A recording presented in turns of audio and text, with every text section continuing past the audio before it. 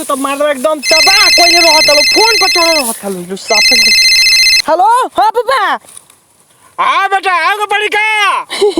Phone रखो निहुरा देले बनी अरे सारी का का दरित रे ए पापा हम कुली नहीं की कहत हम कहते नहीं नु कि केतवा काट देले बनी फोनवा रखो तनी जुगौरी बात काट के आवत नहीं अच्छा काट के जल्दी आओ लगता घम बड़ी बेसी हो सुनो पिया परदेसी हो बहुत पछुआ चला हमरा खेतों में ही काहे काटता ओए बाप कमाल समझ ले बड़ो कहो हमरा खेतों में काहे काटते रहो तारा दादा के हो कि ना काटी हमार खेत हो तार हो तो के कर हो तो हाँ हमार कहाँ बा जाके अपने बाबू से पूछो उतना काट देले बनी तो हम क्या करी चल कमरो खेत में काटो चल भाई यहाँ से भगवा कि आई जाना उतना हम पीरी में मेहनत कर देनी 1 घंटे से काटते नहीं तो तला बतावे ना क्या मार के दो साजी का नाम जितना कोटला पानी नु सब बांध के लगा भाग जाए मो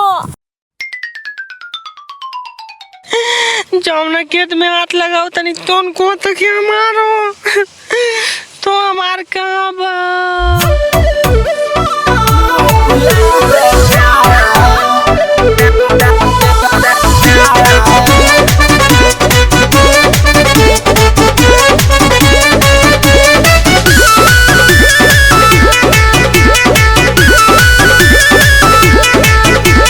लोसन लगावले पानी निकरूप लागता लोसन लगावले पानी निकरूप लागता तो गमची ओढ़ावा ए मदनवा हमरा धूप लागता तो गमची ओढ़ावा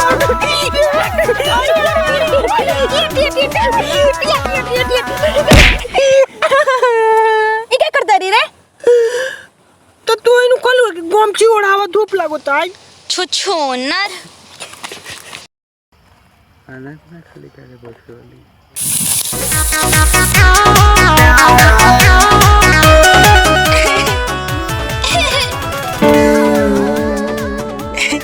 का हो अकेले काटो तरुका तो रंखिया बह गेल बका नहीं खेलो कतिया अकेले काटे तनी कि किंग काटे तनी नहीं के बोल तो तनी छतिया पर मत चढ़ा बुझला ना तो देखा तारा ना यही से छेद दे ए जी तके जी चलो हॉस्पिटल में छेद दियो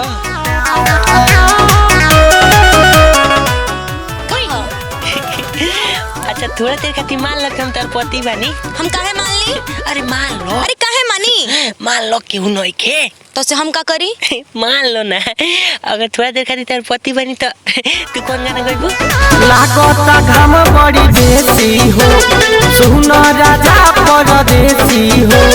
कौसे शरीरिया करिया हो जाई बहुत पछुआ लेसी हो अब तू कौन गाना गईबा तू बाड़ू माल पूरा देसी हो हम हई पिया परदेसी हो तो के बजा दे मयसन ये रानी जैसे बजेला केसियो आ तू एकरा बाद का गइबू ओए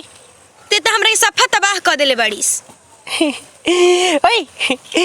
तारा घर में के बा एक आदमी के छोड़ के नु सभे लोग बा ओए और वो पूरा कर दे ओए और ये क्या हुआ तेरा घर में हां एगो हमर भाई बस साण खानी बुझला तो हम तले कौन कम बनी हम तो करिया का भैंसा खानी बनी भाग मोर जाओ सही से भाग जल्दी का कहलुआ पौसा मोर झौसा कनिए बुझली ते नहीं के सुनात जाके नु गढ़ा के पानी में मुंह देख के अपन जानतरीस ओ मेनू जब रोज पानी छुए जानी नु तो ओ में मच्छी और में लौकेला दोनों भाई एक एक काटी पानी जो जा यहाँ से जा, बाबा मत निकला यहाँ से।